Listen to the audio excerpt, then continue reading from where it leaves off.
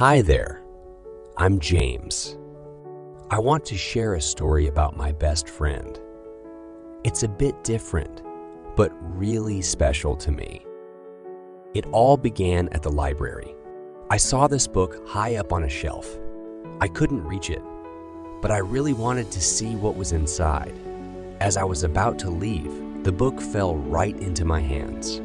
It was like magic. The book just fell into my hands.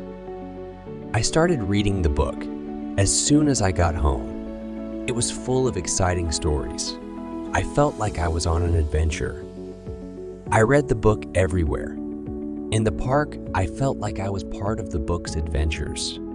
The stories were so thrilling. I even took the book to school.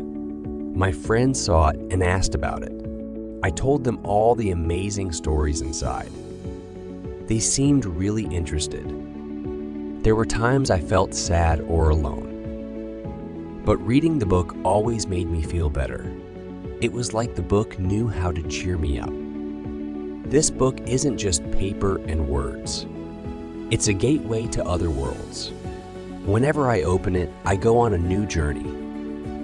And that's my story. My best friend isn't a person. It's this book. To me, that's really special.